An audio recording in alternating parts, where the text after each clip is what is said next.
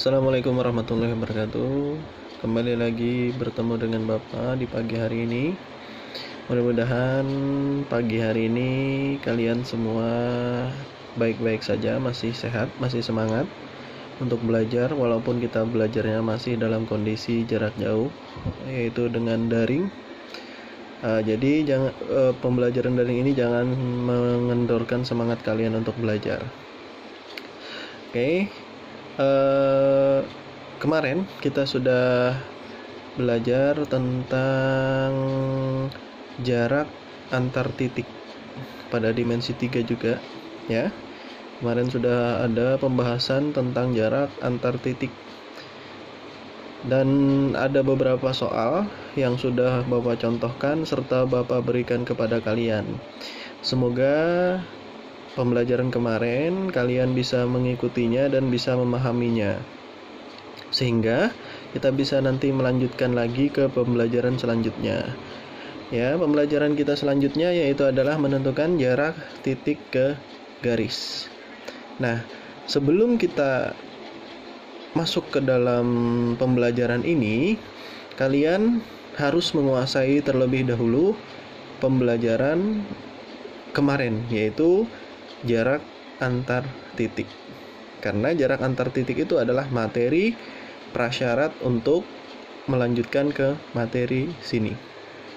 Nah, untuk memahami jarak titik ke garis, mari kita lakukan percobaan. Di sini Bapak menggunakan percobaannya dengan gambar. Ya, dia bisa dua cara. Ada gambar, bisa juga dengan bantuan alat paku dan benang. Ya, kalian kalau mau mencoba di rumah silahkan saja gunakan paku yang kecil yang bisa ditempelkan di papan atau di kardus, silahkan dicoba. Ya. Nah, di sini Bapak menggunakannya garis dan titik yang Bapak gambar. Perhatikan di sini ada garis L dan titik A, ya. Garis L-nya ini garis L. Ini diberi nama L dan ini titik A-nya. Nah, tentukan jarak titik A dengan garis L. Nah, Bapak di sini menggunakan 6 garis jarak ya. Dari 6 bantuan garis. Nih ada 6.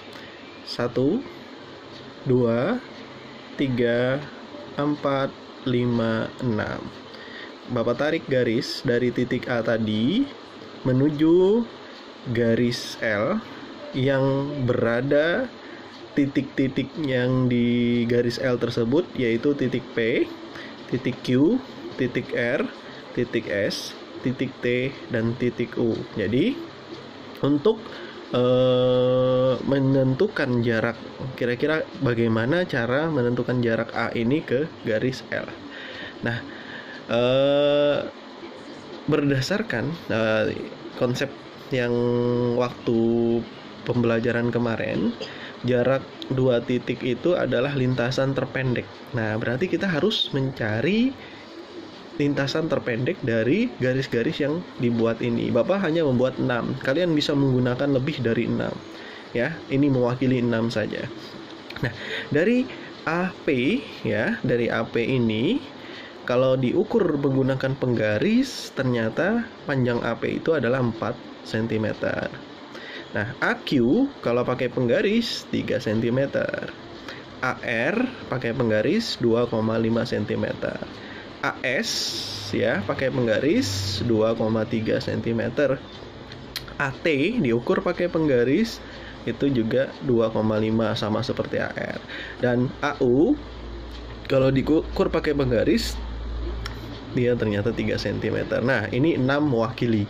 Sebenarnya lebih dari 6 pun boleh. Ya. Nah, berdasarkan konsep jarak antara dua titik yang telah kita dapat pada pertemuan sebelumnya, kita telah mendapatkan bahwa jarak antara dua titik itu merupakan lintasan terpendek yang menghubungkan kedua titik tersebut. Nah, itu kalau jarak 2 titik. Berarti kalau kita mau mencari jarak antara titik dengan garis tadi, maka kita akan mencari juga lintasan terpendek yang dilalui dari titik tersebut menuju garis. Ternyata di sini dari percobaan ini yang paling pendek ini, yaitu garis AS yang ditunjukkan oleh garis 4. Dari percobaan di atas, maka garis minimal atau garis terpendek yang ditunjukkan oleh garis nomor 4, yaitu garis AS, itu merupakan terlihat bahwa garis tersebut tegak lurus dengan L. Nah, jadi gini, kalian dari garis-garis tadi kan, ini kan yang terpendek adalah 4. Nah, dari 4 itu coba lihat ini garis yang menuju garis L tadi. Nah, ini L dengan garis yang kita buat yang menuju L itu, dia membentuk siku-siku atau membentuk sudut 90 derajat. Nah, bisa kalian coba dengan diukur nanti menggunakan busur derajat, ya. Nah, pakai benang tadi pun juga silahkan. Jadi kan di sini kalian tempelkan paku, di sini juga tempelkan paku, di sini juga paku. Ada 3 paku. Terus dari paku tadi, kalian dari U ke P tadi diikat benang, dibentangkan sampai P, sehingga dia terbentuk jadi garis, ya. Benang wol itu lebih bagus karena lebih besar, ya. Nah, dari situ kalian tak buat lagi benang yang berbeda dari titik A, kalian tempelkan mulai dari P, digeser sehingga nanti terbentuklah yang paling pendek menuju garis tersebut. Pasti letaknya seperti di S ini. Nah, di situ kelihatan juga pasti dia akan tegak lurus. Nah, itu. Jadi kesimpulannya dari percobaan ini, ya. Nah, kesimpulannya seperti ini. Jarak antara titik A ke garis L itu adalah panjang lintasan lurus yang ditarik dari titik A menuju garis L sehingga lintasan tersebut tegak lurus terhadap garis L. Nah, jadi kalau kalian mau menghitung jarak antara titik dengan garis yang disediakan, maka kalian harus menarik garis dari titik yang disediakan tersebut. Kalian tarik garis sehingga menuju garis yang di L, garis L. Kalau ini kan garis L, ya. Berarti tarik menuju garis L sehingga nanti dia tegak lurus. Nah, karena tegak lurus berarti itu adalah lintasan terpendek jadinya nanti. Jadi kata kuncinya di situ adalah harus saling tegak lurus. Nah, jadi karena di sini berhubungan dengan tegak lurus, berarti otomatis nanti kalian juga dapat menggunakan aturan teorema Pythagoras di situ, sama seperti jarak antara 2 titik. Nah, di sini ada Bapak menyediakan 2 contoh. Nah, contoh yang pertama dulu bentuknya seperti ini. Diberikan kubus ABCD EFGH dengan panjang rusuknya 4 cm. Tentukan jarak titik A ke diagonal bidang EB. Nah, pertama, ini Bapak sudah sediakan kubusnya. Kalian bisa saja kan menggambar kubusnya. Dan ingat, cara menamai kubusnya tadi seperti yang kemarin sudah Bapak jelaskan.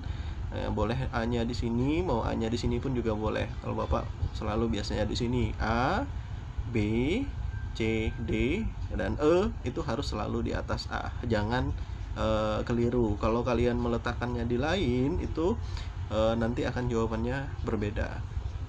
Oke, jadi aturannya A harus selalu di atas E harus ada di atas A. Nah, yang ditanyakan itu adalah jarak titik A menuju diagonal bidang AB. Nah, ini gambarnya, ini yang kita cari. Nah, jadi kita tarik dari titik A tersebut ke garis EB atau diagonal bidang EB sehingga dia harus membentuk siku-siku atau tegak lurus. Nah, titik pertemuan itu Bapak beri nama di sini adalah P. Nah, jadi ini adalah titik P. Nah, untuk mempermudah, ini Bapak keluarkan gambarnya. Jadi segitiga A, B, E. Nah, ini ABE-nya dengan AB-nya 4, AE-nya 4, dan BE-nya 4 akar 2. 4 akar 2 ini dapat dari mana? Bisa menggunakan aturan teorema Pythagoras, karena ini sisi miring, berarti akar dari AB pangkat 2 ditambah AE pangkat 2. Boleh seperti itu pakai teorema Pythagoras. Jadi EB sama dengan akar dari AB pangkat 2 ditambah AE pangkat 2. Nah, boleh pakai ini ya, dapat ini. Atau juga boleh dengan aturan yang kemarin, asalkan bentuknya kubus ya. Apabila suatu kubus memiliki rusuk A, maka diagonal sisi atau diagonal bidangnya pasti A akar 2. Berarti kalau di sini 4, maka diagonal sisinya pasti 4 akar 2. Dan diagonal ruangnya adalah A akar 3. Berarti kalau diagonal ruang, di sini contohnya diagonal ruang adalah EC. Nah, EC itu berarti panjangnya adalah 4 akar 3. Tanpa kalian gunakan teorema Pythagoras pun bisa. Ya, asalkan ingat seperti itu. Nah, kita kan mau mencari jarak antara A ke garis B tadi. Yang Bapak buat di sini A-nya di P, AP. Nah, jadi kita mencari lintasan AP ini panjangnya berapa. Ya, jadi jarak antara A dengan B yaitu jarak antara titik A dengan P. Karena P itu terletak pada garis B. Nah, Bapak di sini menggunakan pendekatan segitiga. Jadi untuk mencari ini ada dua cara. Bisa menggunakan teorema Pythagoras. Silahkan kalau kalian mau menggunakan teorema Pythagoras. Kalau Bapak di sini menggunakan pendekatan luas segitiga. Nah, kalau teorema Pythagoras kan ini sebuah segitiga siku-siku. 4. Sini tadi 4 akar 2 ya. Karena di sini sama kakinya, otomatis nanti di sini dibagi 2 sama besar. Jadi otomatis yang EP 2 akar 2 dan BP 2 akar 2. Kalian boleh ngambil segitiga ABP, gunakan, dapatlah nanti panjang AP. Boleh seperti itu. Nah, tapi hati-hati kalau ininya beda loh ya. Ininya 4, misalkan di sini 6, maka yang ini tidak dibagi 2. Kalau kalian tulis dibagi 2 itu salah kalau beda.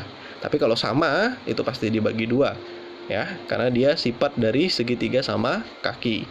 Nah, Bapak di sini lebih cenderung menggunakan aturan luas segitiga. Nah, ini kan ada sebuah segitiga ABE ya, segitiga ABE. Nah, di segitiga ABE itu untuk mencari luas segitiga, kan rumus luas segitiga itu adalah setengah dikali alas kali tinggi. Nah, pada segitiga ABE itu dapat menggunakan dua rumus luas segitiga. Rumus yang pertama, jika alasnya AB, berarti tingginya nanti kita pakai adalah AE. Berarti setengah kali AB kali AE. Itu rumus yang pertama. Ya, nah ingat, alas dan tinggi pasti selalu tegak lurus. Nah, ini kan AB dan AE tegak lurus, berarti AB sebagai alas maka AE-nya tinggi. Nah, kita juga boleh memakai alasnya AB. Nah, kalau alasnya AB, maka yang menjadi tinggi adalah AP. Nih, AP. Kalau AB yang alasnya. Berarti boleh juga nanti memakai luas segitiganya dengan AB, setengah AB dikali AP. Karena kan ini alas, AP-nya tinggi. Nah, dari dua rumus luas segitiga itu kan segitiganya sama ya. Segitiganya sama. Nih. Segitiganya sama. Dari dua rumus dua segitiga itu, maka nanti didapatkan persamaan seperti ini.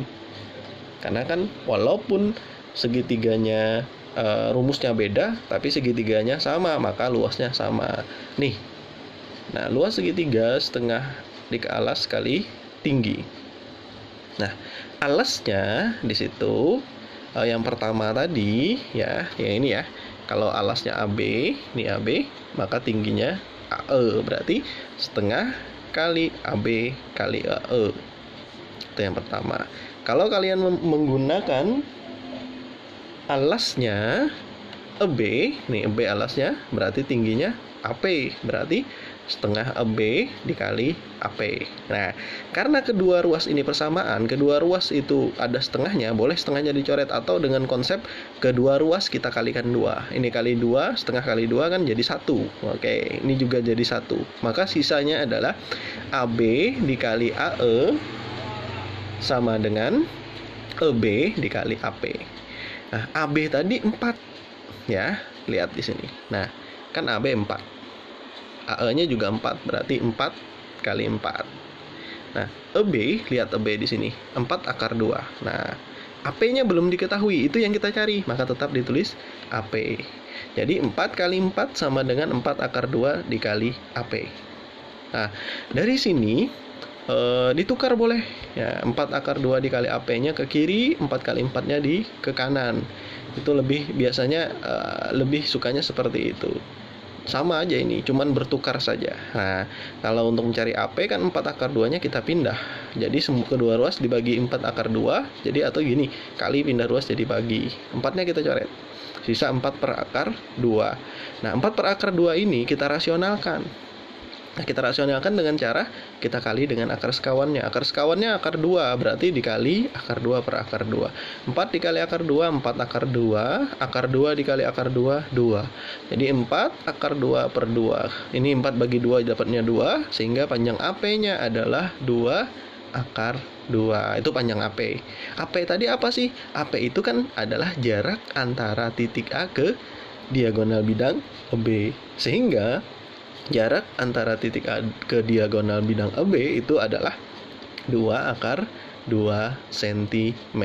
Nah, itu adalah contoh pertama. Nah, sekarang kita lihat contoh kedua. Contoh kedua. Nih, ada sebuah contoh kedua. Masih kubus, tapi penerapannya beda. Ya, perhatikan. Nah, diketahui kubus A, B, C, D, E, F, G, H dengan panjang rusuknya 6, jarak titik C ke garis FH adalah titik. Nah, di sini kubusnya sudah disediakan, ya. Sama seperti kemarin. Yang diminta adalah C ke FH. C di sini, FH di atas. Nah, FH di atas. Berarti C ini kita tarik garis supaya tegak lurus garis FH tadi. Nah, untuk menentukan jarak C ke FH, maka kita tarik garis dari titik C ke FH agar tegak lurus. Karena syaratnya tadi yang namanya jarak, berarti kita harus tarik garis sehingga dia tegak lurus. Karena itu lintasan yang paling pendek kalau tegak lurus itu. Oke, nah untuk mempermudah antara titik C dan FH. Nah, ini C dan FH kita buat bentuk menjadi sebuah segitiga. Ya, segitiganya adalah yang terbentuk itu adalah ternyata segitiga sama sisi. Kenapa? Karena coba lihat C, F, H. CF itu adalah diagonal sisi atau diagonal bidang. FH juga diagonal sisi atau diagonal bidang, dan CH juga diagonal sisi atau diagonal bidang. Karena semuanya sama diagonal sisi atau diagonal bidang, berarti ini sama panjang. Karena dalam kubus itu semua diagonal bidangnya atau diagonal sisinya panjangnya sama, A akar 2. Gitu ya, ingat itu ya. Nah, karena dia sama sisinya, maka ini adalah segitiga sama sisi. Maka Bapak keluarkan nih seperti ini. Nah, segitiganya kurang lebih seperti ini. Sisinya sama. Oke, tadi kan rusuknya 6. Ini kan semuanya adalah diagonal bidang. Berarti di sini 6 akar 2, di sini juga 6 akar 2, otomatis di atas juga 6 akar 2. Nah, yang ini Bapak menggunakan pendekatannya teorema Pythagoras, ya. Kalau kalian mau yang pakai pakai pendekatan luas segitiga itu agak sulit. Kenapa? Karena ini bukan segitiga siku-siku. Agak sulit karena kalau ini alas berarti tingginya ini. Nanti menggunakan yang mana lagi kan agak bingung. Sama jadinya nanti.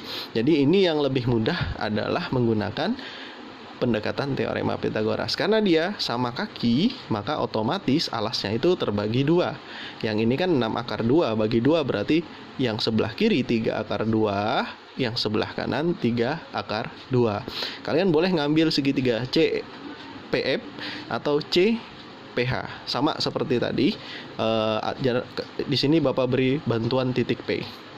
Nah, kalau Bapak di sini mengambilnya CPF, ya. Jadi kalau mau mencari CP, nah CP, maka CF pangkat 2 dikurang PF pangkat 2, karena dia sisi tegak.